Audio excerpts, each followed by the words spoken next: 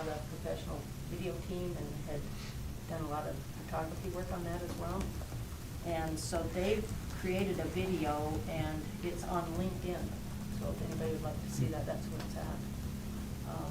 But I thought that was, you know, kudos to Whitaker and what's going on. But obviously the project isn't done yet, but it's nearing the completion. Other than that, the other thing I wanted to mention is my hometown. I mean, all of us are part of my hometown. And, you know, we've got the resource center that started up again. But what I want to do is create a board that represents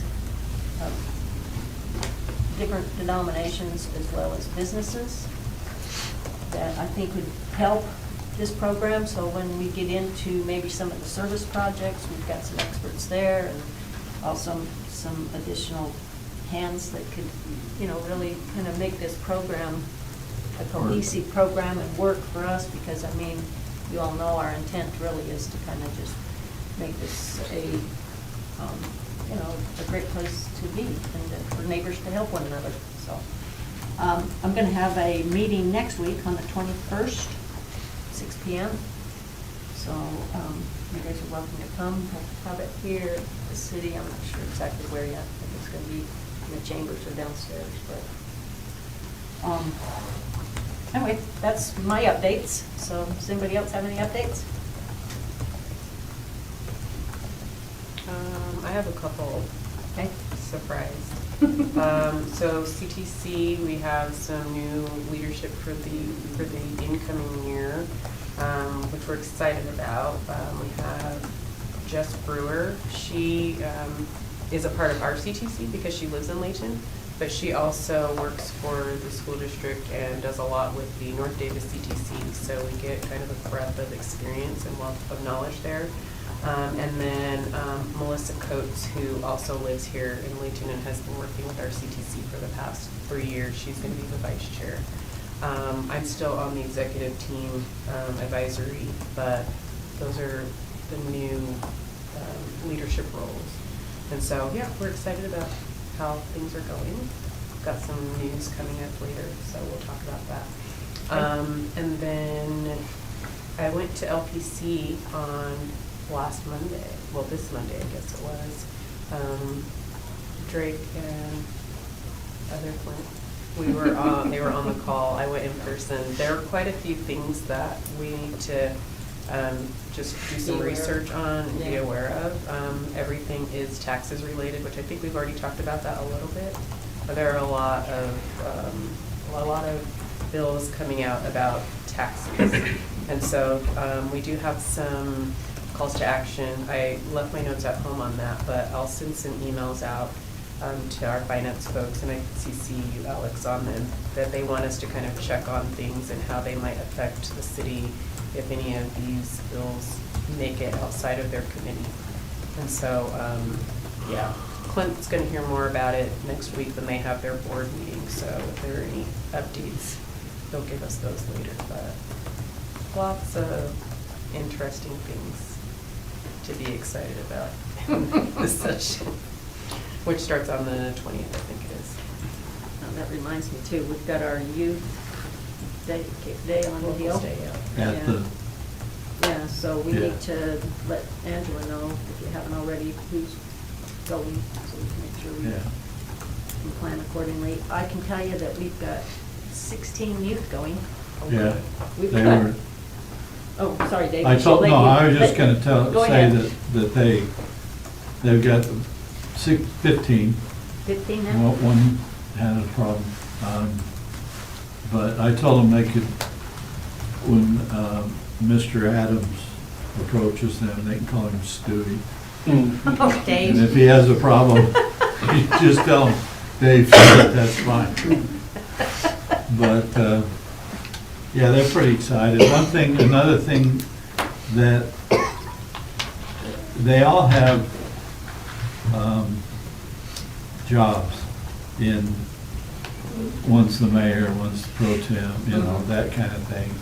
And I said, have you ever met with the mayor or, you know, the pro tem, the no. I said, well, that's kind of the idea of why you're doing what you're doing, even though you're doing things, so.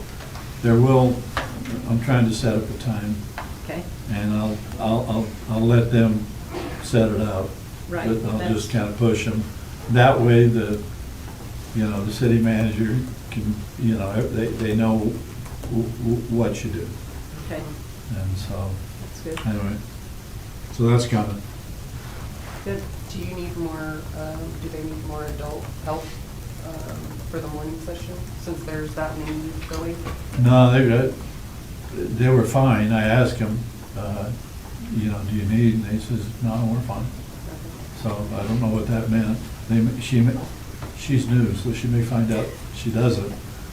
But, She seemed pretty confident when I talked to her. well, she's more than pretty confident. Yeah, I She gotta handles- tell you, She Serena's handles them been very well awesome. down there. Best and, choice you we've ever know, done. And so, no, I think they'll be fine. Yeah. Are they gonna have a tour as well? Yeah. Who's doing that?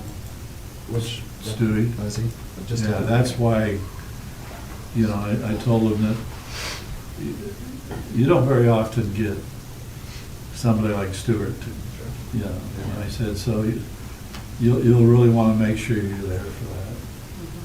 Mhm. And I said, you don't have to call him Stewie.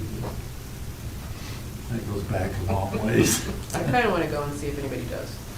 Oh, no, I would like you'd to be witness more than that. welcome to. They would love any of the council. Yeah. At 9 o'clock, meet at the top of the stairs, 9 a.m. And, and that would, yeah, they'd love it. All right, we'll pass. I got nothing. Not yet. Not yet. Okay, do you have anything, Clint? The ramp commission met this week. They've got the grant applications for the ramp year. About basically the same amount of applications, but we are, I think there's $2.7 million worth of applications and $2.2 million worth of funds. So, Oh, that's Yeah. close. they're gonna have a good time Yeah. the next couple of months vetting. And included in that is already that we decided as a council, it was 1.1 million for the pool, Yeah, for the, for the new bubble. So that's already that's in there as part of that.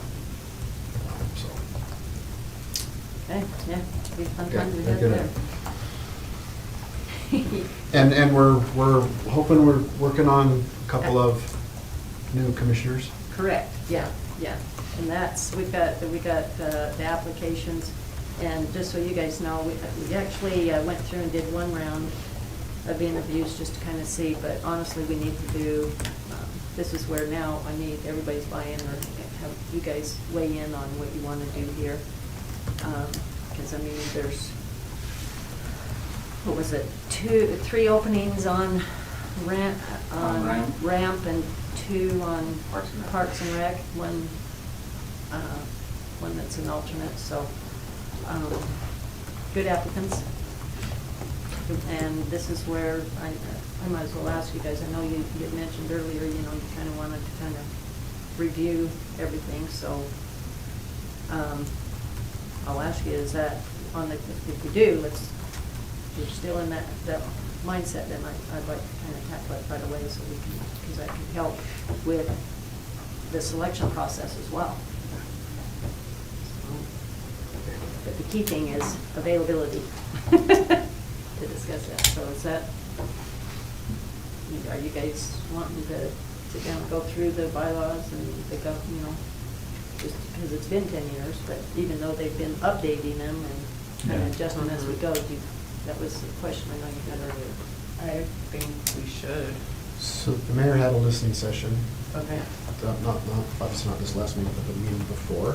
Mhm. It was held downstairs. There were, how many?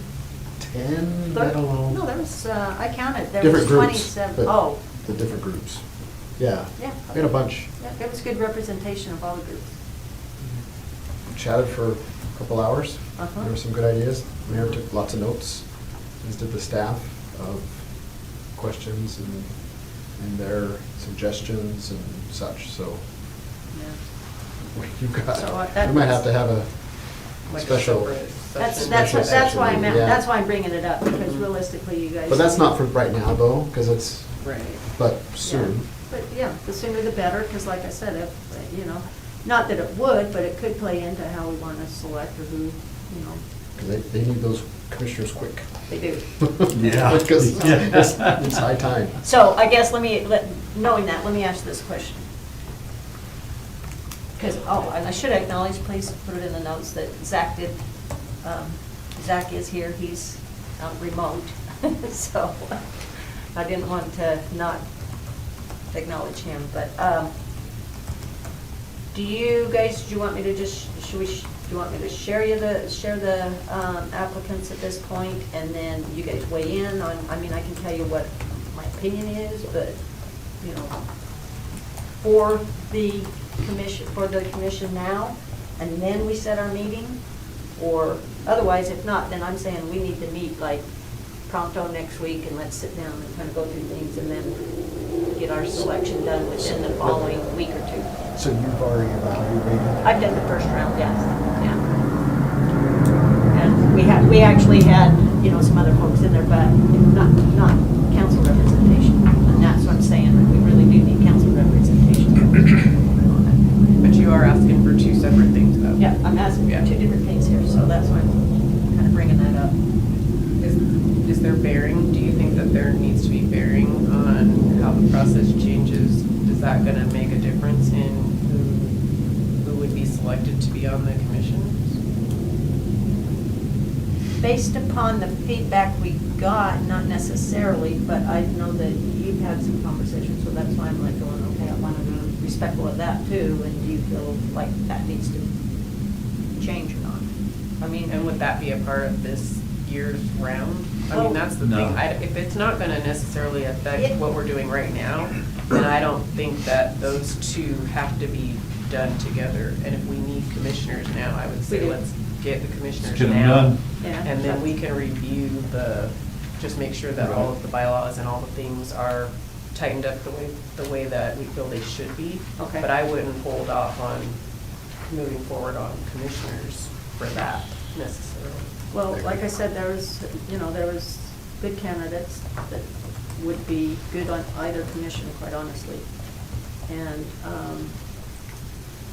I feel pretty confident after talking to several of them, and interesting enough, I mean, what they put on paper, and then obviously their vast knowledge is two different things, right? So that, I was kind of looking at that, and I think some of, I know Mr. Price was in there as well, and Kimberly, and, so everybody, so we kind of was looking at the whole picture of all of that, just to make sure. But the thing that is critical too is the fact that whoever applies for that, they need to be a Layton resident. So we did have some applications that were not Layton residents. So that was, unfortunately, that does really, You would eliminate those. yeah. So has that been changed? What's that mean? So are the people on the commission now Layton residents? They always have been. Yeah. The ordinance says that the at-large members will be chosen from among the residents of Layton. At-large. Yeah. What is And that's that what we large have. mean? The 5 members that are not subject matter experts. Like Oh, from you- a oh. particular organization. right? Yeah. Or type of- Yeah. Because I thought there was one lady that was on there that wasn't. Yeah, she was one of the, She was one of the expert on matters. the Davis Arts Council. Oh, okay, Yeah. okay. Yep. I Five get it. larger Layton residents. Okay, Yeah. yeah. Well, good. Well, if you guys are good, then, I'll, kind of go ahead and proceed and Yeah, let's get going. Okay. They need them, and waiting isn't gonna help them, Okay. yeah. All right, and then I'll send out some dates on when we should probably get together and kind of go through the bylaws as well, so that we can make sure we're staying on task on that, so that, we're very familiar with it ourselves, but then also if there's Yeah. any tweaking based upon feedback and that. Okay. Cool. All right, well, that's a good report there. Chew up a lot of the time, but that's all right, that's what we're here for. Anybody else have anything?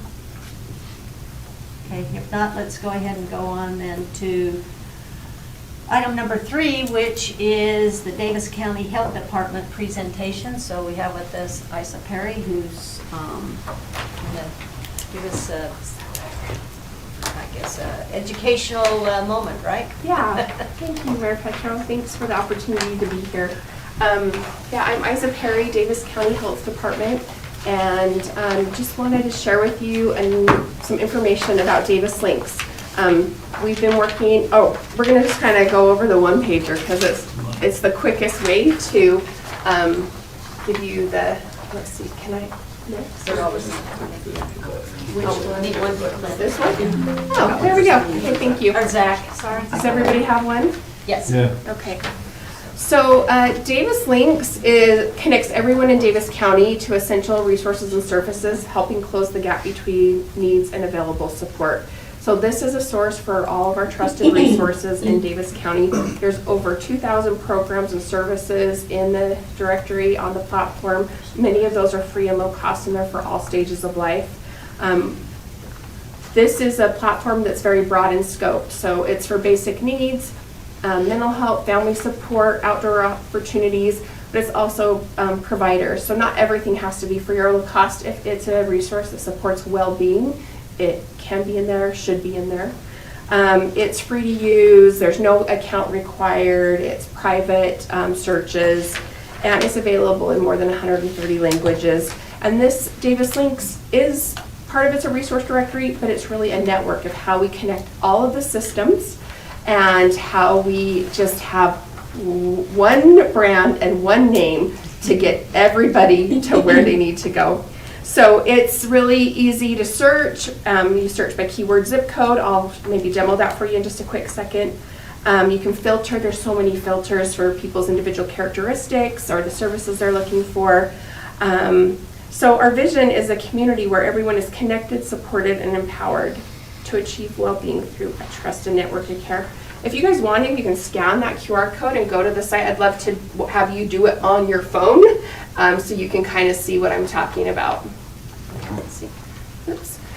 So I wanted to give you just a teeny bit of background. So we, the health department, are the administrating this at this time, but it's because our community partners have asked us to be in this role and do this for them. There's not been a meeting in 12 years that I have not heard.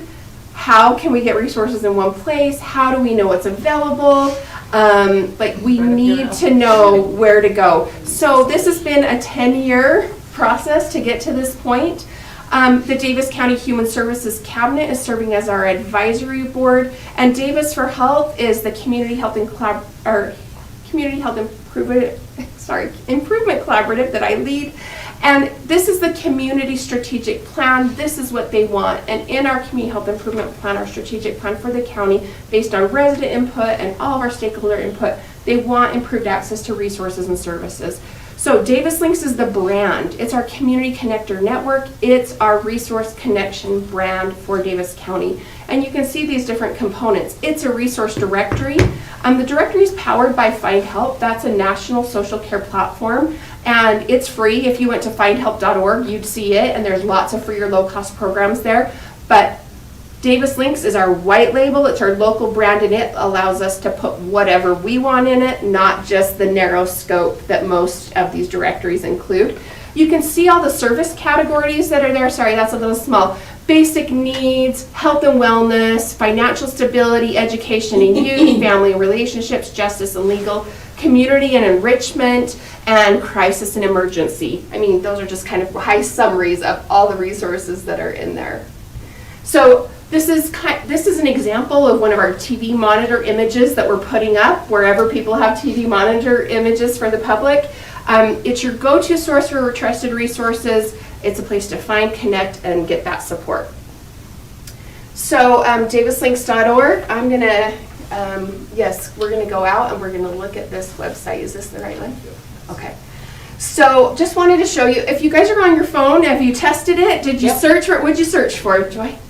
Financial. Financial, and what came up? 2,000 different opportunities. Did you see a specific program that was local that? Yes. Okay, what was local? Did you see anything? Yeah, there was AARP.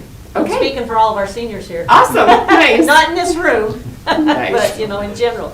Anybody else? Did anybody else try something?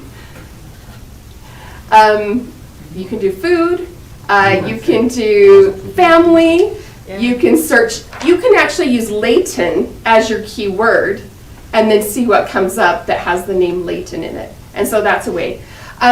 We want to know if this isn't working. We want to know if people aren't finding resources, but we are hearing amazing stories about people finding what they need. We have some of our police departments who are saying, I have yet to not find what someone needed when I visited. So Bettina has a good success story she can maybe share with you. Do you want to share it, Bettina? Sure, I was just looking for it so I could be very specific. While she's looking, I will say Okay. what attracted me to the finance is there's a lot of free help for your taxes. And that's Yes. what I was thinking, okay, everybody's thinking about Yes. taxes right now, so that'd be a good place to go. Yeah. And while you're talking about finances and budget, I'm just going to point out this other feature. So we have a community announcements link here on the page. You can get to it from your phone too. This takes you to a shared folder. Oh, this is, I would say we want to look at it by, don't switch, by picture. But this is all of the current classes, opportunities, events coming up. And look right here, personal finance being taught at the library. Right here, budget mastermind workshops being taught at USU. Like these are literally coming up immediately. And there's some tax help too, like where people can go to the VITA sites. If it's not here yet, it will be added. So that's just something where, these are the things that change. These are the things that have certain dates that you can enroll in, but it's just one of those resources as part of the platform that we like to get our community members to all of those things. So the other things that you can see here are how to become a provider. Providers can have accounts. They can track the people they're helping, they can make referrals, they can manage their accounts, update their hours, do all that kind of thing. We also have a promotion toolkit. And then another part of Davis Links that we've actually had for over 10 years now is monthly resource forms. So all of our providers come, chat with each other, get skills, network, learn about new things. And so this is more than just this online directory, I want to emphasize. It is a whole network. It is an umbrella for all human service providers and all resources to support well-being.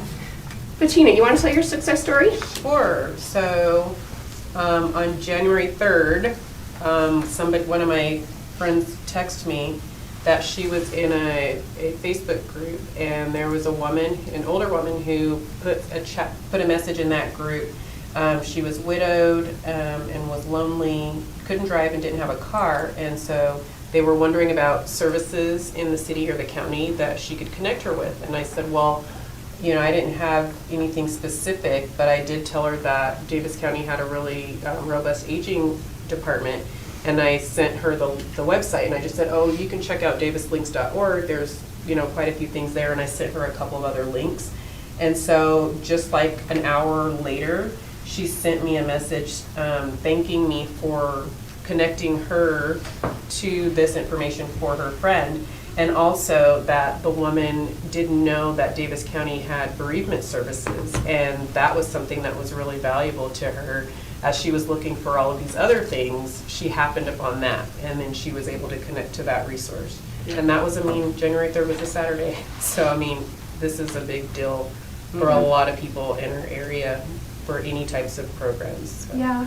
So what's awesome about what Bettina did is she knows we have tons of aging resources and supports for that population, but she didn't have to say, go to Davis County Health Department, go to AARP, go to da-da-da. She said, go to Davis Links, and then Davis Links got her to everything and grief and loss resources. And we have a whole slew of resources for grief and loss. It's been another huge initiative that we've been part of, and they're all in here now. So if grief or loss has impacted you, I would say search for grief and put the zip code in, and you'll find a lot of support in our community.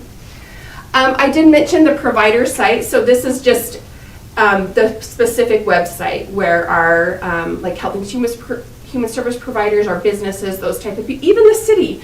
Like, we want cities to be involved. We've added, I think, your Parks and Rec, the Victims Advocate, the library's in there, some other things. But we really want to find that point person in the city who wants to get it right for your city and make sure everything you guys have, Layton Surf and Swim, all the things are in there, accurate, and done well. So let me know if there's a point person for that, because that's how we've been working with healthcare systems, food pantries, you name it. We're working with all of those groups to get their listings just how they want them.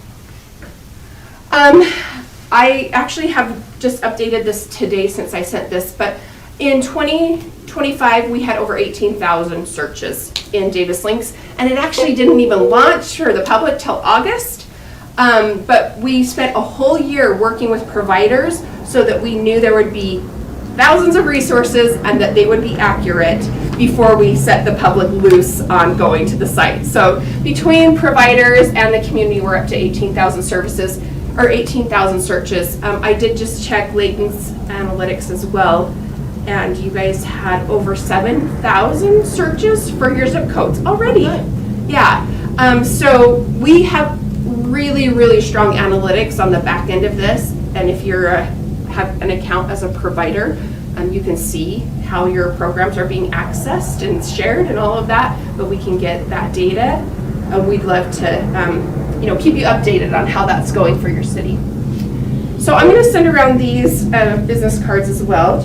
Pass one of those around. So these are just our quick business card. Also have the QR code. Just wanted to show the backside is in Spanish.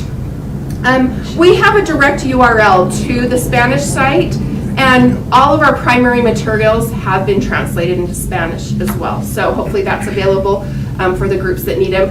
We are tracking every QR code scan, so we know which promotional materials are working the best. We can see who's scanning what and how many. We have, like I said, promotional images for TV monitors. If you guys have any in the city, keep that in mind. We can add them. We have social media. We're doing every Tuesday, we're doing Davis Links posts. So we've shared some of this with your city reps for newsletters and social media. Some cities have shared, but every Tuesday we're spotlighting another type of resource, another way Davis Links is supporting the community. You can add a simple search, a search widget to your website if you'd like to. I know North Salt Lake has added Davis Links to their website. We can do staff trainings. We just realized water's not to the end of the row. It's going to take a long time, but we'd love to work with any of you, all of you, in whatever ways you think we can get the word out. We're going to community events, putting these things up at coffee shops, and just getting out there. I kind of alluded to this. Mayor Petro said, hey, let's put these in our new welcome kits. Awesome. We got those going out already. And like I said, we've got some cities sharing on social media, doing newsletter articles, adding to their website, or like in the county lobbies. It's on the TV monitor there where a lot of public come in and out. So we'd be happy to work with you on any of those ways. And this is a team. There's a team of 4 of us. This is our email, davislinks@daviscountyutah.gov. You can email that and we will respond immediately. We are on this. We want it to be successful. And so we're just helping people with whatever support they need to use the platform, to spread the word, to ask questions. So I think that's the gist of it. Do you guys have any questions about it? Good. Have any questions? I just have a funding question. Is this a one-time or is it ongoing money for you all and all that? This is a lot. It is.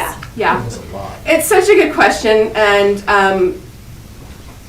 it costs about $160,000 to do this for a year.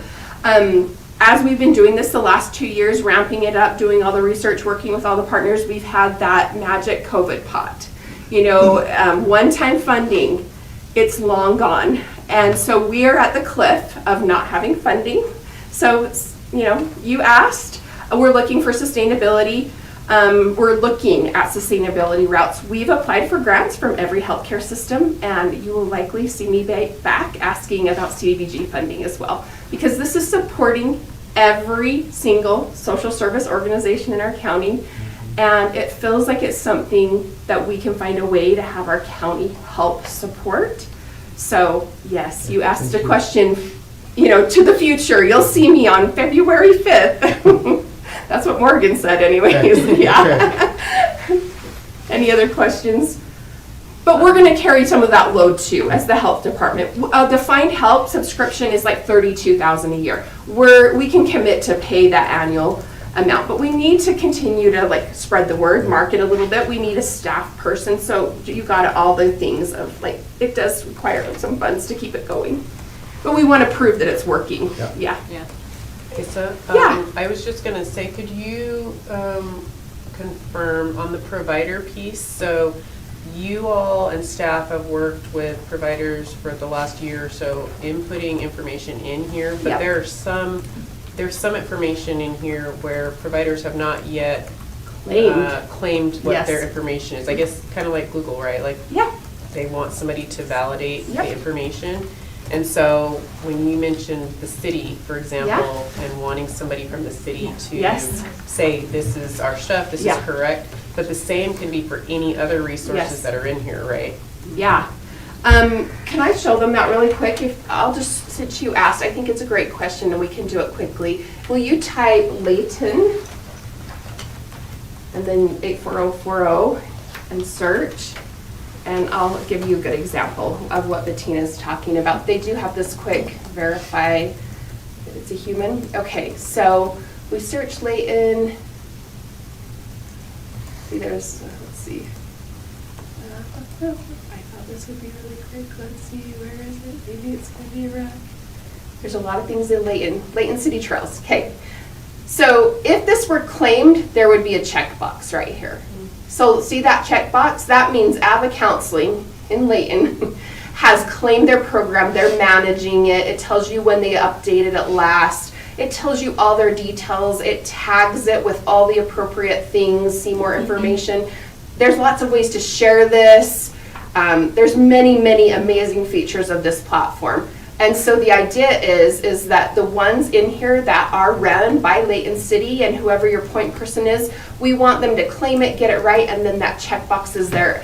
And that's a goal of ours, is to have this really strongly supported system where these aren't just programs that are floating out there, but they're owned by somebody. Someone is responsible for them, and so we know that they're up to date and accurate, and we help everybody get through that process. It's not very hard, but we also want to just make it super simple by just helping through it. Yeah. So like if you clicked on more information, it would be blank now, or is there? There's just a little bit. Let's see where it's taking a Facebook page. And I don't actually know if we added this or if somebody else did, because the public can suggest a program. There's so many ways to do this. The public can suggest it, the provider can add it, and so there's lots of ways things get in here, but they're really good about vetting and proving that you are the actual owner before they let you claim it. Oh, see, there's Cities, Parks, and Rec. We want that check right there. So Have the guy in the room.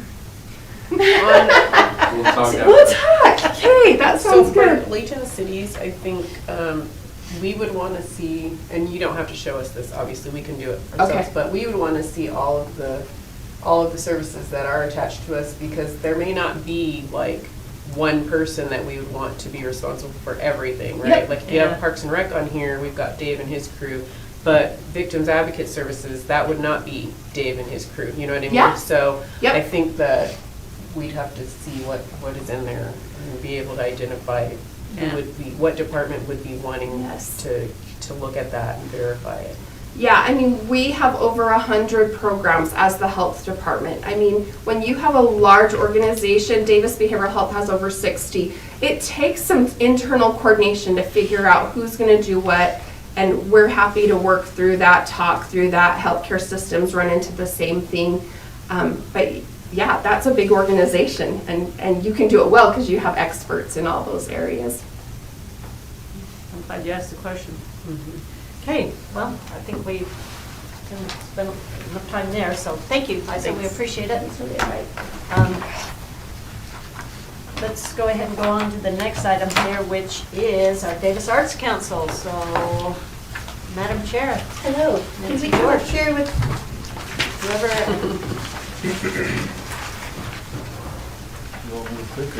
will, thank you. We're going to sit, if that's okay. absolutely.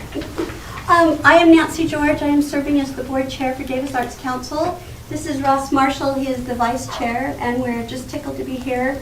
Glad you had us come and share what last year was like for Davis Arts Council in 2025. You can see a gorgeous view of our amphitheater with a lot of patrons enjoying an event, having an experience. Our mission is to enrich and strengthen our community through the power of the arts. We take that serious in our programming and how the board functions and what we want to offer to our community. Our vision is to be Davis County's premier multidisciplinary arts organization, which is accessible to the entire community. That's very important to us. And just a little snapshot, Davis Arts Council was founded in 1979 under the direction of that mayor and city council. They asked a group of group of individuals to create an arts organization and work with Layton City and provide programming and different events for Layton. That has grown in the 45 years. We have right now an 11-member board of trustees, and yes, our city liaison is Dave Thomas, and we're so happy that he supports us and gives counsel and is a great advocate. We have a robust board of trustees. We have 4 full-time and 2 part-time staff members who are dedicated and talented, and we have a great band of volunteers. I would like to highlight also that we focus on affordable and accessible programming, and we try very hard to make our events, the majority of them, free or low cost, so that members of our community can participate and come. And we really do want to distinguish ourselves as this cultural hub and a centerpiece in partnership with Layton City. Again, just a brief timeline. I want to highlight a couple of things. 45 years has gone by pretty fast, and look at what's been accomplished. We have gained, we got 501c3 status. We opened the Kenley Amphitheater, Layton City did. Our summer nights started. And last year we celebrated 30 years with the Kenley Amphitheater. All again, creating experiences for our community. 45 years is a long time to provide all of this for our community, and it's been compared to, we're on the front porch of Layton City. Come and enjoy. And it doesn't matter your background, your ability, whatever, where you've come from, you come and enjoy together.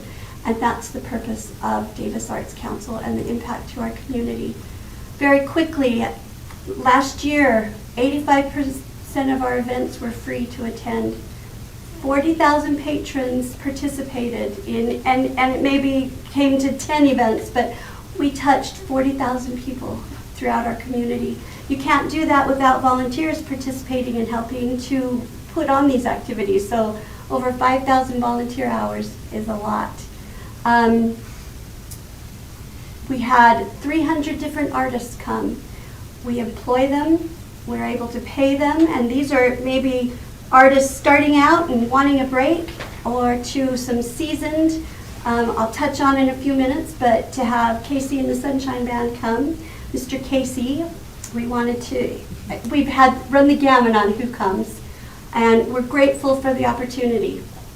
Our reach. This heat map shows where the majority of our focus and patrons come from. But the community outreach, they come from a lot of places. They want to enjoy an event usually at the Kenley, but at other outreaching areas of Davis Arts Council. And they come to Layton City and they come and spend their dollars here, which is a great thing for us to have. Here's our flagship program, Summer Nights with the Stars. We'd put on 15 concerts last year, and as I alluded, Casey and the Sunshine Band, Sawyer Brown and Loverboy, we had a great time putting on these shows. This is a list of our free programming that Layton Ramp helps fund and provides that opportunity for us to put on these different programs. And I'm going to highlight some of them. Our free programming that we offer. The free Sunday night concert series is the longest running free outdoor concert series in the state. June through August, we have artists, again, maybe those looking for a break, a little more tenured artists that come and perform. Again, that experience, and we find that a lot of patrons, we have our Sunday night concert patrons, we have our free Friday night film patrons, and while they spill over into other areas, we know who's coming and why they're coming to enjoy. And a couple years ago, we switched the model for our film series, and previously we were doing hitting maybe what a teenager would like, what would an older adult like, and really the family-focused films are what brings people out, and so they've focused on those the last couple of years.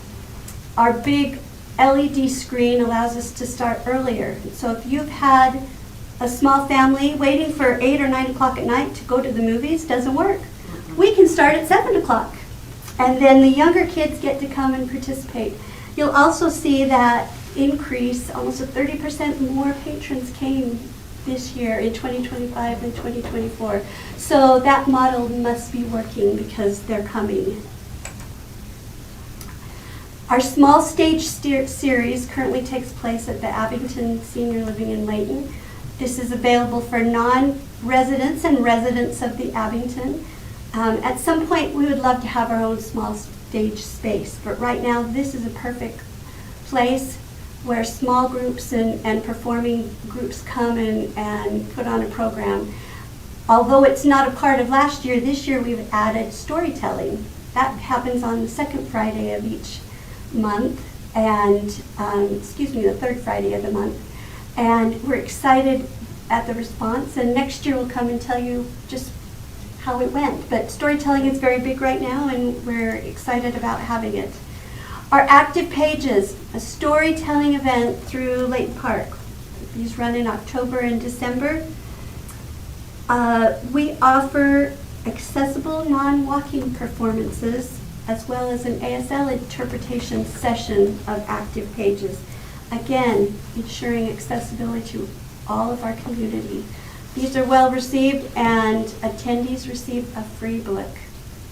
Another focus on what does our community need and what we want to provide. This year, for our youth student art exhibit, we had a record number, 115 students participate and submit an entry. Grades 9th through 12th grade participate and submit.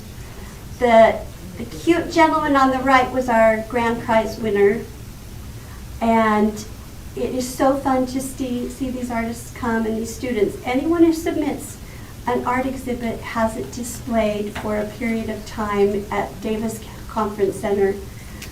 This is great opportunity for students to bring their parents, point to a picture on the wall and say, this is mine, I did this. And so we also have cash prizes, and we recognize our winners, but everyone gets to participate and have it presented. We also rotate local artists quarterly at the Intermountain Layton Hospital and at the Snowhorse Art Gallery. We were a first for Davis County this year. We invited Thriller from Odyssey Dance Theater to come for 2 nights at the end of September. First time Thriller's been in Davis County.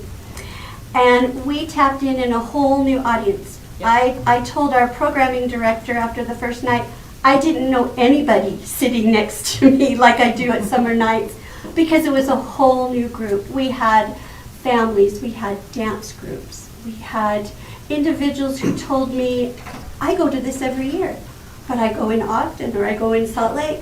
I get to come to Layton to it this year, and so it was great to have it here. And we look forward to hopefully having that again. We are so happy to collaborate with Layton City. in the city's events, which are also very important. Our staff and our huge volunteer corps, they support the city events that are so important to the community. Pioneer Day, Independence Day, the Voices of Liberty. We love co-presenting programs with Parks and Rec. Our Whispers in the Dark Scary Storytelling Festival is gaining momentum and a lot more attendees coming. We're looking forward in this new year. We have a community art mural and opportunity coming up, and we're excited to co-present with Parks and Rec on an America 250 event. We love coordinating with the Heritage Museum. They look at what we're doing and then add an exhibit or an experience at the museum that coordinates with the scary storytelling or a movie that's happening on a Friday night or active pages. Again, a way to collaborate with Layton City. Davis Arts Council helped promote the Yes for Ramp campaign. We were heavily involved. We had a vested interest in its passage. We took the opportunity at every Davis Arts Council event to educate and to remind and to invite Layton City residents to please vote for RAMP. And we were thrilled with its passage and grateful for its support. Our free programming frankly can't happen without RAMP, and we're very appreciative for it. The opportunity to submit our applications and receive funding. In short, Layton City is our valued and founding partner. We're incredibly grateful for your support. For all those years ago, a great idea came together, and we're seeing the fruits of it now and opportunity for greater success. We look forward to continued collaboration, opportunities, and again, it's about those experiences. We want patrons to walk away and feel like they've been a part of something great. Whether that's a Friday film, it's my children got a free book. My son, that's his artwork there. There are so many ways that Davis Arts Council is touching the community and providing opportunities, and we're grateful to have it be here in Layton City, have it at the Kenley Amphitheater, at the park, at different areas, but we're very grateful for the opportunity and we thank you for your support. Do you have any questions for us? Any questions yet? I have Tina? one. Sure. You mentioned that you were interested in having like a more permanent space to do the small stage series. And I'm just wondering if and when you find that, would you still use the Abington? Just because I think that's a really awesome thing to do for those residents who Yes. don't get That's to a go. great question. I don't think we would rule that out. It's been a really successful, I'm actually pleased with how many non-residents go there. And you mean non-residents of the Non-residents of the Abington. I couldn't give you the number of what the ratio is, but there's a lot of individuals who go to those events there. It's easy to find, it's decent parking, and it's, so I wouldn't rule that out because it's a win-win. Well, and years ago, you guys used to travel around to all those different centers. Yes. And that was Yeah. impactful too. Yeah, and the Chamber Series, which used to be, but some of the last Friday, or 2 Fridays ago, the first event in January was more along the lines of a chamber event at the Abington. So they're bringing in a variety. Good. But as I've gone, I see plenty walking in with me, which I agree is great. Cool. Any other questions? No, thank you very much. Thank Thanks for you. running it the way you have and bringing in as many programming and Well, touching so many people. Thank you very much. We'll make this available. It looked better on my laptop than it. Yeah. It always does that. So sorry. apologize. Oh. No, But that's thank you good. so much. We appreciate it. Okay. Well, we only have one more item on here, but I'm going to take a quick break here. So before anybody leaves in the room, you might want to stay for a second.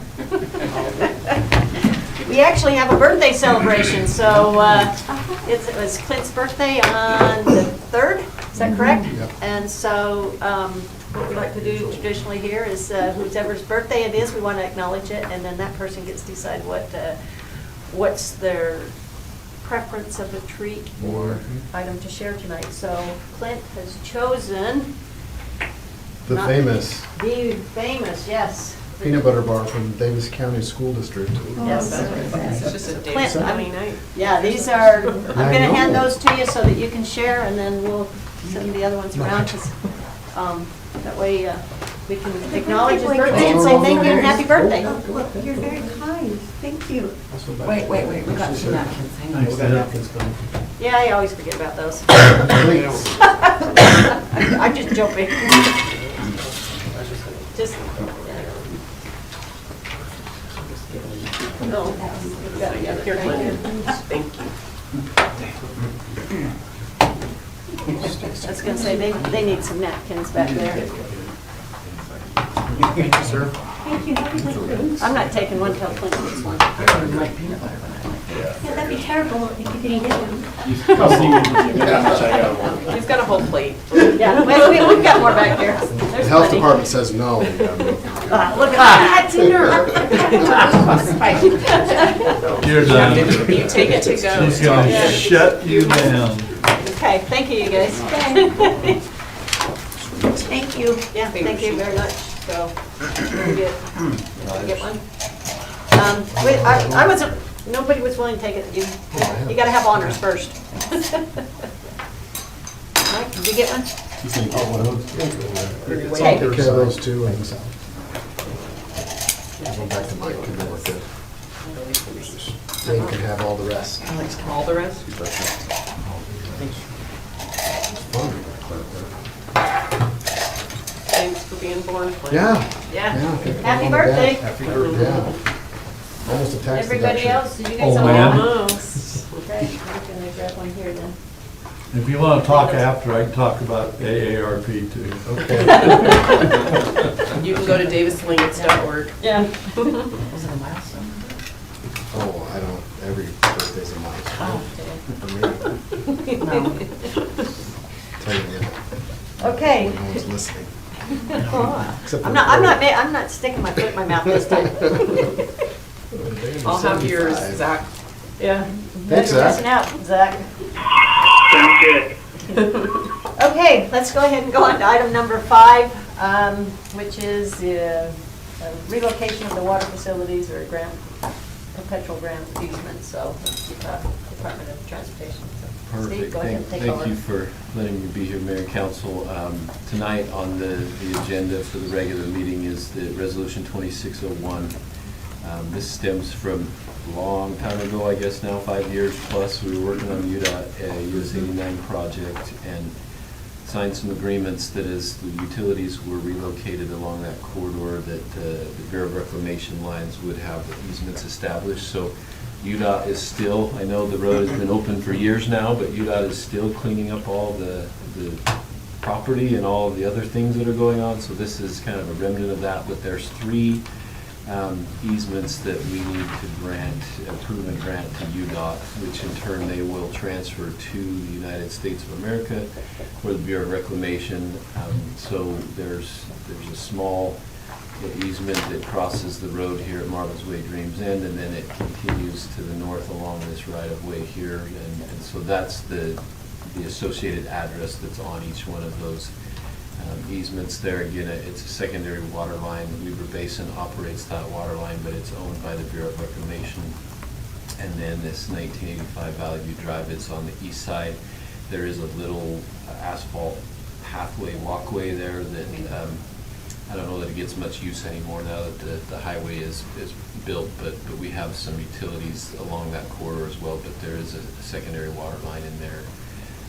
So that is in a nutshell what these easements are. That's the background behind them, is that we've agreed to grant these easements previously in documents, and this is just the formal action by the council to grant these easements now that the project is finished and they're wrapping up all the loose ends 5 years later. So, yes. So, any questions I can answer? Yeah, I got just my experience working with UDOT and their contractors. I'm assuming our teams looked at it, they're satisfied with what they've done.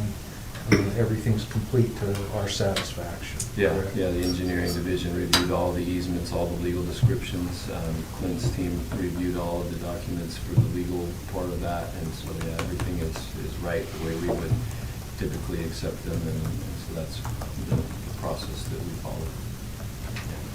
Yeah. Is that like the earthquake stuff that they did cross in '89? No, these are They're much smaller water lines. They're actually kind of the service lines for the area where they serve they're the at. secondary Okay. water. So, believe it or not, we actually operate those, they're Bureau of Reclamation lines, but we operate the system that delivers the water to our Yeah, right. residents. So, typically, some utilities don't require an easement when they're in our rights of way, but the Bureau of Reclamation does because they're the United States government. Sure. No, All right, sounds good to me.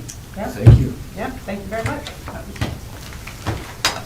good information, lengthy information. Okay, we have one more item on our agenda, which is a closed door session. So we'll need to entertain a motion to go into our closed door session and excuse anyone who's not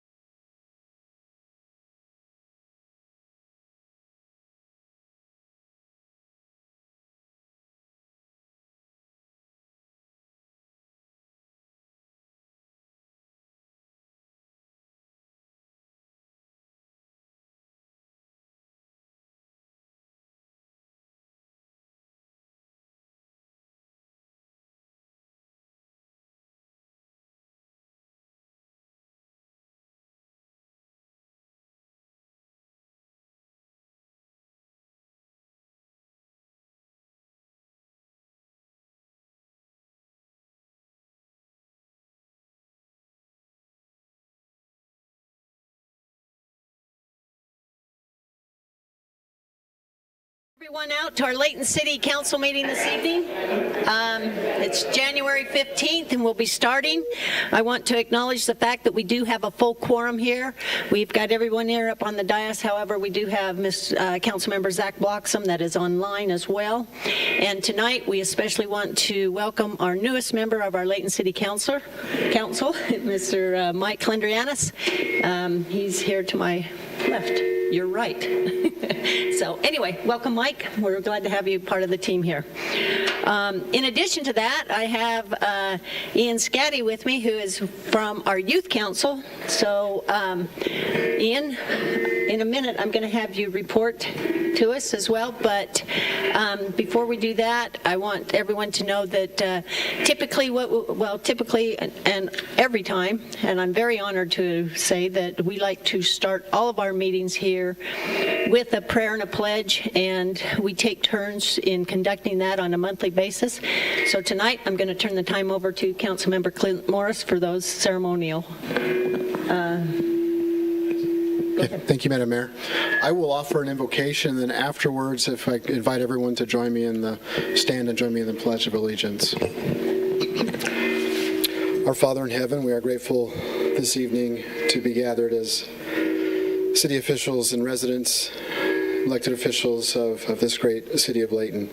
We are grateful for the blessings that Thou hast provided to each one of us and to this great community. We ask that Thou would please bless us this evening with wisdom as we deliberate and talk about and make decisions for the government of this great city. We ask also a special blessing upon our first responders and fire and police and our dispatchers and our public works employees who work around the clock to ensure our safety here in our home. Again, we're grateful for this opportunity, and we say these things and do so in the name of Jesus Christ. Amen. If you'd all please stand.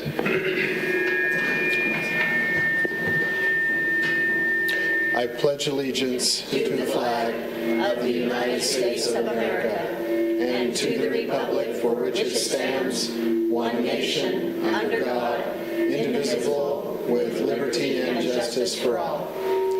Thank you. Yeah, it's been closed back there, so I'm not sure. Maybe you can turn it down. Okay, thank you very much, and thank you, Councilmember Morris, for that beautiful prayer and leading us in the Pledge of Allegiance, which is something that all of us need to really make sure we take to heart and recognize the importance of it. Okay, with that, I know we got a lot of folks in the audience, so welcome everyone. We're glad you're here tonight with us. And as I mentioned earlier, I have Ian with me, who is actually a council member of our youth council. So Ian, would you mind just taking a quick moment and explaining or giving us your highlights as far as being on that? You're going to need to speak into the mic. I'll do my best. You can even stand up if you'd I'll stand like. up.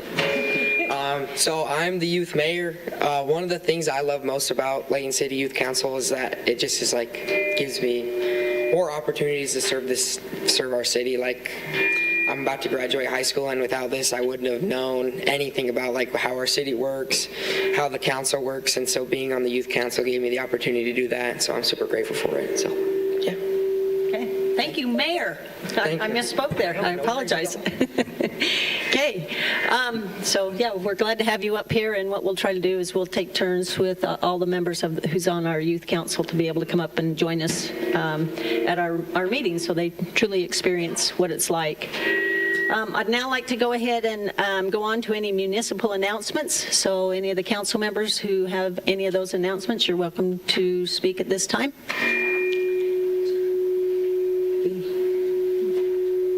Anybody have one? Yes, go ahead, please. Thanks, Mayor. So I just want to remind everyone that we have a Layton Communities That Care Coalition.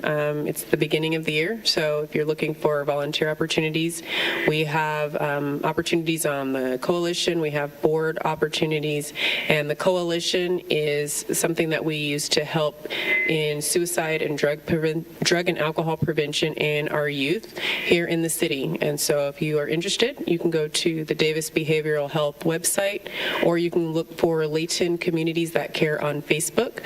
We have lots of programs that we take place in during the year, and there are lots of classes and other opportunities. And then the last thing I want to highlight, during our work session, we had a member from the Davis County Health Department come to talk to us about a resource, a network of resources for any resident of Davis County called davislinks.org.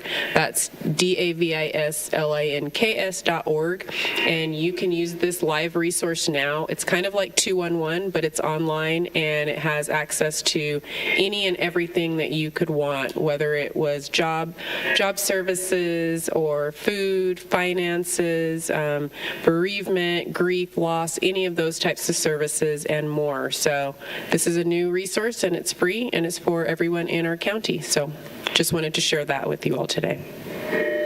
Thank you very much for reporting on that. And in addition to that, you guys, we also have our own My Hometown initiative, which every Thursday evening at the chapel that's behind the Fresh Markets, they have programming going on there, which again, they have a website. It's My Hometown. Hang on, I can't remember it now. My Hometown Layton. And you can go there and kind of look at the resources there that they have as well, which again ties beautifully into what Councilmember Smith Edmondson said as far as on the Davis Links site. So thank you. Anyone else have any announcements here tonight? Mr. Thomas. Yeah, Ed, what's going on?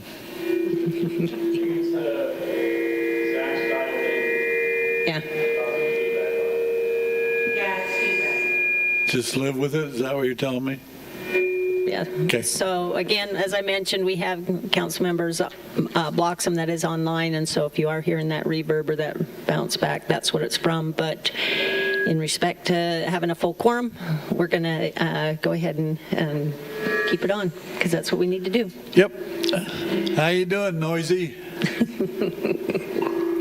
Just want to say on the 6th, not the 13th, is a Valentine's dance. It's usually the Saturday before, but this year, for some reason, they moved it to the 6th. So there's a free Valentine's dance at Central Davis Junior High. It's for the whole family. Bring your kids, your grandkids. It's a lot of fun.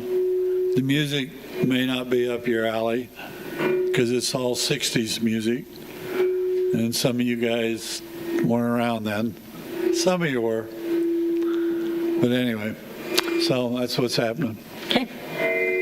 Thank you, Mr. Thomas. Okay, anyone else? Okay, with that then, let's go ahead and move on to, we're going to do our verbal petitions before we get to citizens' comment. And these verbal petitions are extremely important to us and a highlight for all of us here on the council, because we're acknowledging a lot of folks within this city and the amount of service they give to us each year. So with that, I'm going to turn the time over to our city manager, Alex Jensen. Thank you, Madam Mayor. We apologize for the feedback of the microphone system. It's always a privilege to have the opportunity to recognize the individuals that really make this city work, which are the employees of the city. And we want to do that publicly. The mayor and council want to do that publicly. And so our program, most of you are aware of this, but for some of the citizens that may be here, what we do is at 5-year increments, we recognize employees for their years of service. And if an employee's been with the city for 20 years or less than 20 years, then we ask them to come and be recognized in their own department staff meetings. But if an employee's been with the city for 20 years or more, then we ask them to come to a city council meeting. It's totally voluntary and be recognized publicly, and it gives an opportunity for the mayor and the council as well to thank them for their service. So what's remarkable to me, and tonight is no exception, is that every time this list comes out, it's just filled with amazing employees and amazing people, and that happens time after time after time after time. It just never ends. I'm obviously biased, but it's really a blessing to have so many qualified and capable and good people who work for the city and provide services every day to the residents of this community. So this evening we have several we'd like to recognize. There are 3 individuals who qualified that weren't able to be here tonight because of other commitments. I'd like to acknowledge them as well, even though I won't ask them to come forward. What we'll do tonight is present you with a plaque that just memorializes or recognizes that years of service. So I'd like to mention the 3 first. The first is Lisa Murdoch. Lisa works for the police department and is a dispatch supervisor, very critical, obviously, component to our public safety system. Second is Ms. Christy Neal. Christy is currently serving as the city's treasurer in the finance department. Christy's been with the city for 20 years as well. And then last but not least is Declan Hogan. He's a retired firefighter. Has retired, I believe, between the time that we last gave out these recognitions or awards, but he served the city for 20 years and did a fantastic job. So we'd like to recognize them, and we'll make sure that they get their plaques and recognition through their departments. Those that we hope are here or anticipated we're here tonight, I would like to go through those. The first is Mr. Paul Pitts. Paul has been with the city for 25 years, and Paul is like a Swiss Army knife, anything technological. He is our network administrator and is heavily involved in phone systems, radio systems, all kinds of communication systems, and is a tremendous resource across the county. He's continually asked by other entities to help solve some of their technology issues in their departments. So Paul would like to recognize you, and maybe we can have you just come up here, and then I'll do all of you, and then we can come around and let the mayor and council shake your hand if that's okay. Yeah, just on that side.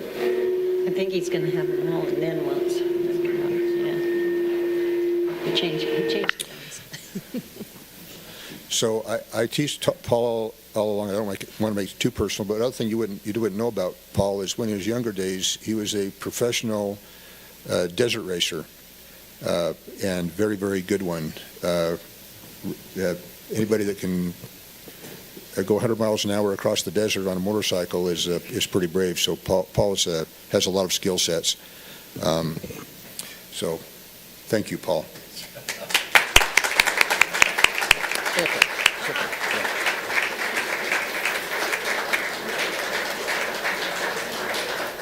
The second individual I'd like to recognize tonight is Mr. Doug Bitton.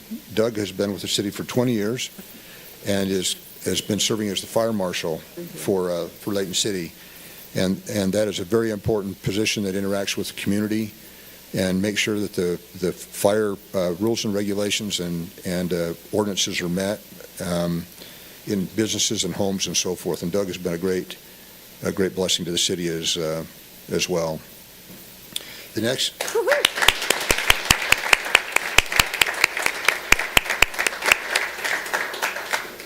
The next is Mr. Ben DeYoung. Ben has been with the city for 20 years. And up until yesterday, I would have indicated that Ben was a captain paramedic, but just as of today, I believe, he was promoted to a battalion chief. So congratulations, Ben.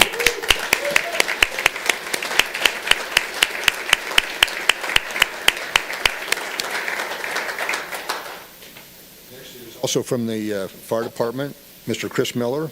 He's been with the city for 25 years. Chris, are you here? There we go.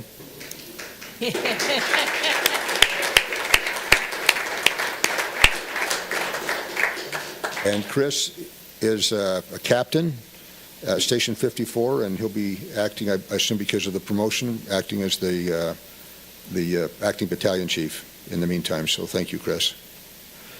Next is Mr. Jeremy Stell, also 25 years from the fire department.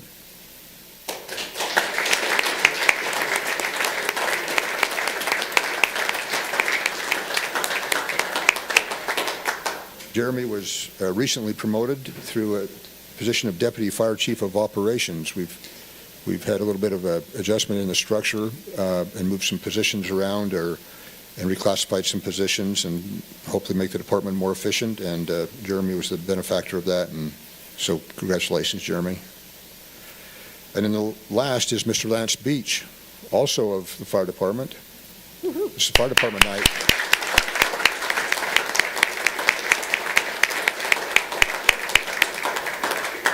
And Lance is a battalion chief in the department as well, and does a fantastic job. One of the things, again, as I said, I want to say too much editorial comments. I'm obviously biased, but I love all the employees of the city, and we are blessed with an exceptional balance of experienced, tenured, long-term employees who work very hard and set a tremendous example for new employees that come into the city. There's a culture of expectation in the city that's promoted by the mayor and the council and myself, but most effectively promoted by their peers in the departments who have seniority and have been involved with Layton City for years and years. And so I want to express appreciation to all of these gentlemen, as well as all the employees, there's many here tonight, that carry on that culture and create the expectation of what it means to work for Layton City, how you're expected to conduct yourself with honor and integrity and just do the right thing every opportunity that you have. And so anyway, thank you, gentlemen. Well, not quite yet, but I also want to just say these individuals couldn't be successful in what they do without the important people in their lives, whether they're family members and their teammates, their peers in the department. And so for any of you that are family members of these, as well as family members of other employees who are here tonight, I want to thank you as well. We understand that success in a career is a family affair. It's not an individual affair, whatever that family looks like. And we recognize the sacrifice, particularly in all of these positions. This is a 24/7, 365 operation that these gentlemen are involved in. When a call comes, they go. There are other positions in the city that they don't have to. It's a regular schedule, and you usually don't get called out in the middle of the night to go help somebody in a tough situation. So anyway, we want to thank, I think, collectively, all the families and spouses and children and other important people that allow this to happen. As I said, the greatest blessing this city has is the organization of the city is good employees. They're excellent, they're very competent, but they're even better people than they are employees, if that makes sense. And it's a privilege to rub shoulders with them. So, Mayor and Council, I would commend these gentlemen and all the employees that they represent to you, and certainly be happy to hear any comments that you guys may have, or congratulations, and ask them to come around and shake the hand of the mayor and council. To come around. Is that okay? Yeah. Okay, I feel like, I was going to say, come on up, you guys, this way.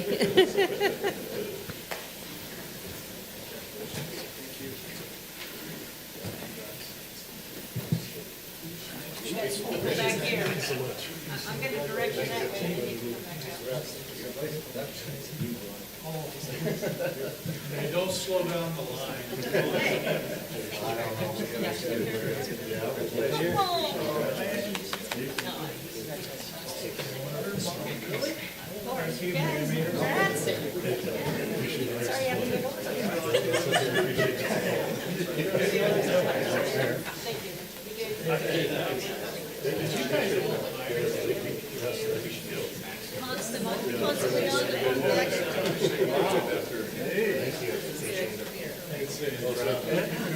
Thank you.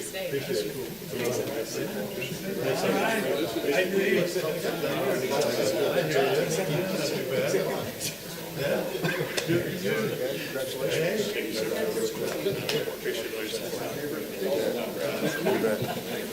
Chris, congratulations. Thanks, Alex. Appreciate it. Thank you. Say what you did. See how that goes. Jeremy? I don't even, I almost.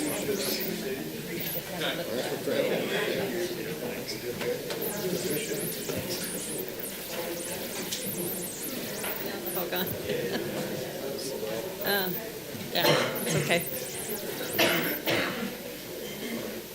We just want to thank everyone for being here and echo what Mr. Jensen said on behalf of the council, myself, I mean, this city wouldn't run without all these folks. We appreciate their numerous years of service here and what they do for our city. So thank you, everyone.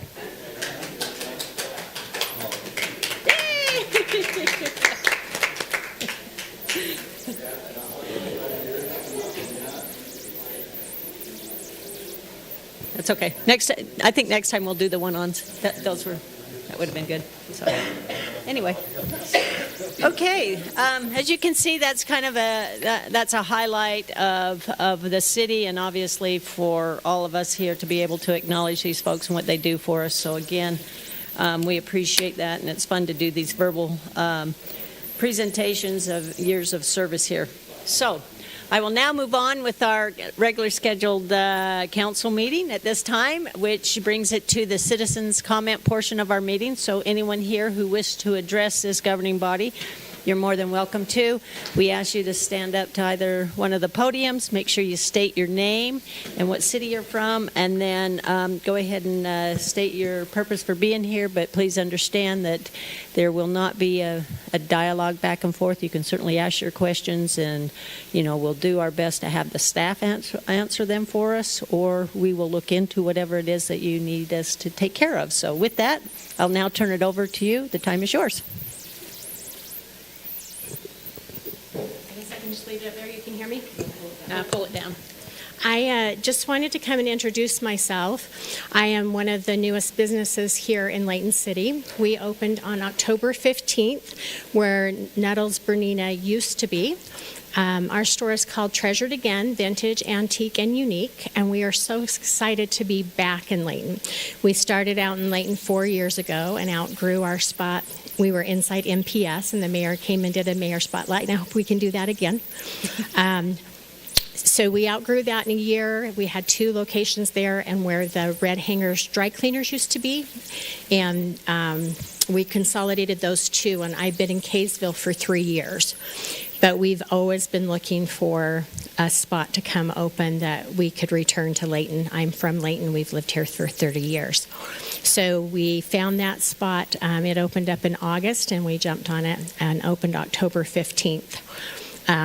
We're open 7 days a week, Monday through Saturday from 10 to 6, and on Sunday from 11 to 4. So we just wanted you to know that we were really excited to be back in Layton City, and happy to be back in my hometown, and just letting you know. But Bettina, I wanted to thank you. I lost my daughter in November to suicide, and that volunteer opportunity is very good to know about. So thank you for sharing that information. Okay, Michelle, would you mind state your name for the record? Oh, I'm so sorry. Michelle Smith. And do you need my home address, or just that I'm from Layton? Okay. Yep, just from Layton. Michelle with 1 L Smith. Okay. Welcome home. Thank you. Okay, is there anyone else here?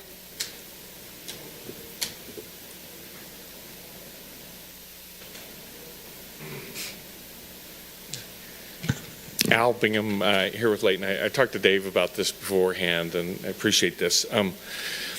We have our house there at Woodward Park. Excuse me. Oh, my apologies. Name, please. Al Bingham. Oh, sorry. Okay, I didn't catch that. Sorry. Okay. Go ahead. So we moved out there by Legacy Junior High, but we kept our house there by Woodward Park. And someone, that's kind of a sad note, and I think we can come up with some solutions, but someone shot at our house in the middle of the night right before Christmas. And it went in the house, and it landed underneath the kitchen table from the park. So we're the 3rd house that's been hit with gunfire. So this isn't the first time, and I don't know about the 3rd one. The 2nd one was 2 houses just north of us, and that bullet went up through to the top floor where they're sleeping. In our house, I mean, if the bullet was about 4 feet higher, it would have hit someone.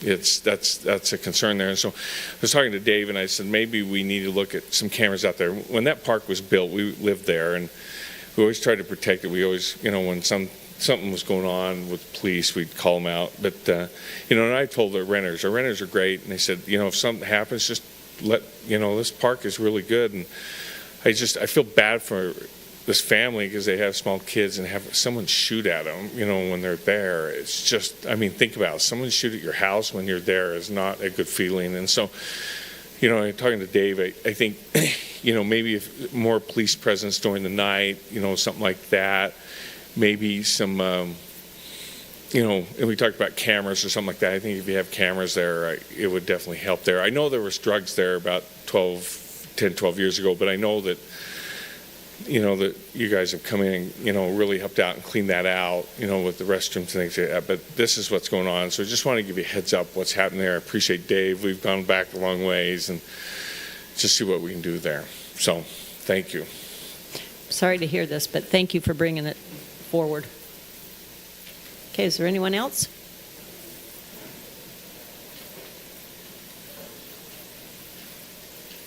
Hi, y'all. It's nice to meet you. My name's Megan Kufal. Can you hear me okay? Kufal. I'll let you spell that out. You don't know? So I'm a resident of Layton. I've been here for about 3 years, so relatively new to a lot of folks just learned about. So I'm just here to voice my interest in an off-leash dog area. I know you've heard from some other residents. I live in East Layton over by the East Ridge development that's going in, and I've heard there's some talk about potential over there. And my property lines up against like one of the areas that's proposed. So I just wanted to voice my support of that. I know I currently drive all the way down to Tanner Park, if anyone's familiar. It's like a trail system that you are allowed to have your dogs off leash on. It's a really great experience for the dogs. They get to socialize. As a human, you get to meet other people and interact. So as a newer resident of Layton, I would love an opportunity like that.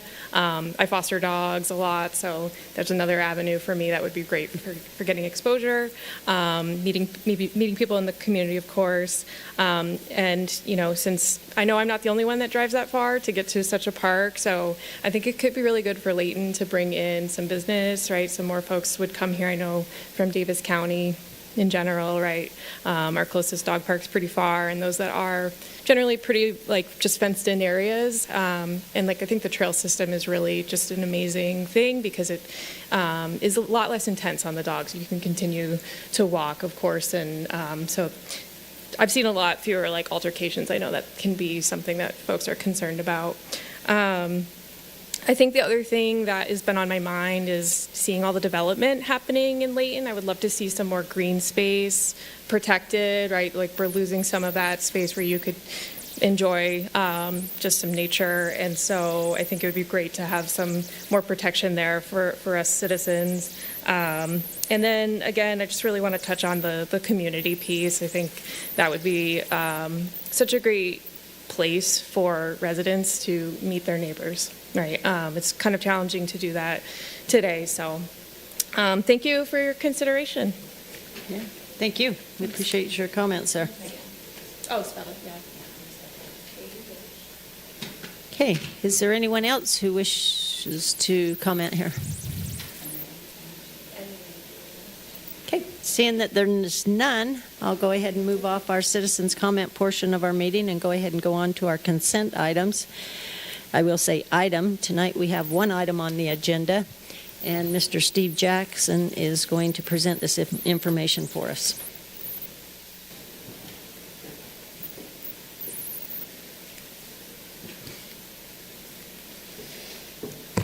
Mayor, Council, it's good to be with you tonight.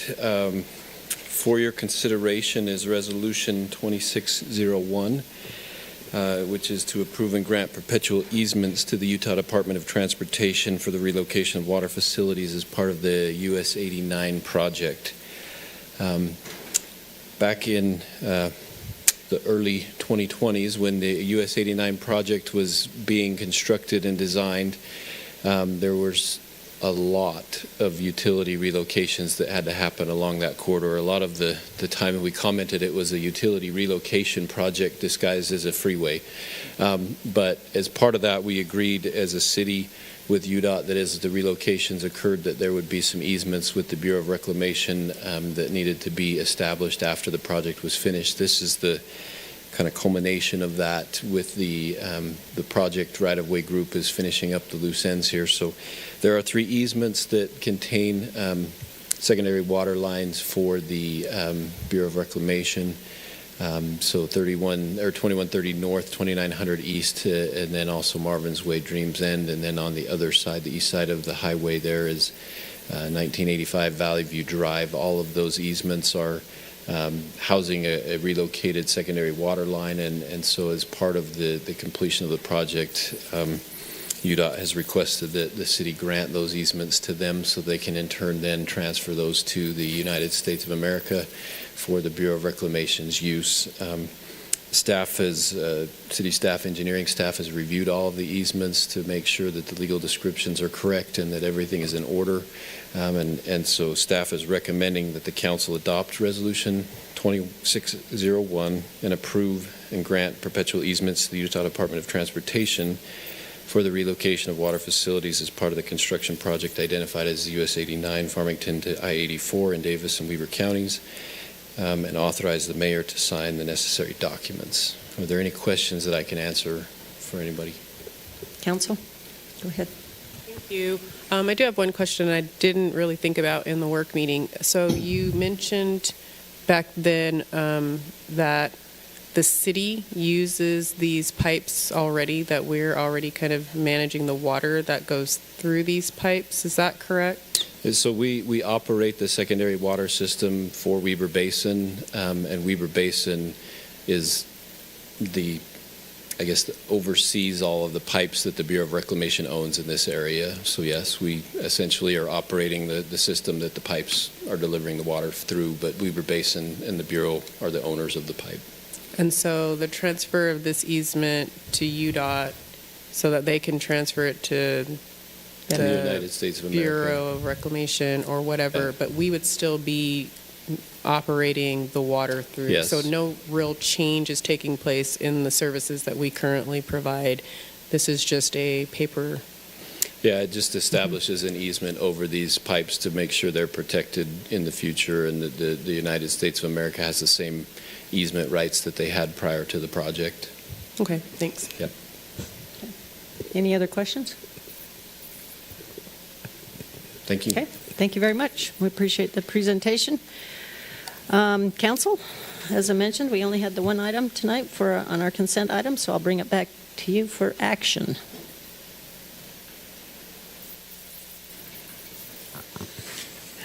Madam Mayor, I move that we approve Resolution 26-01 as presented. Second.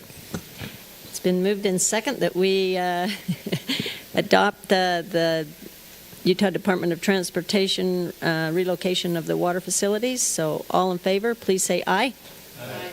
Any opposed? And did we get a vote from Zach? Okay. All right, that's fine. We have enough unanimous. It passed. Okay, so there you have it. That concludes our consent item tonight, and we have no public hearing meetings. Does anyone have any unfinished business? If not, I will entertain a motion to adjourn. Hi, guys. I make a motion, we adjourn. Okay. I'll second that. Okay, all in favor, say aye. Okay, thank you very much. We appreciate everyone that was here, and have a good evening.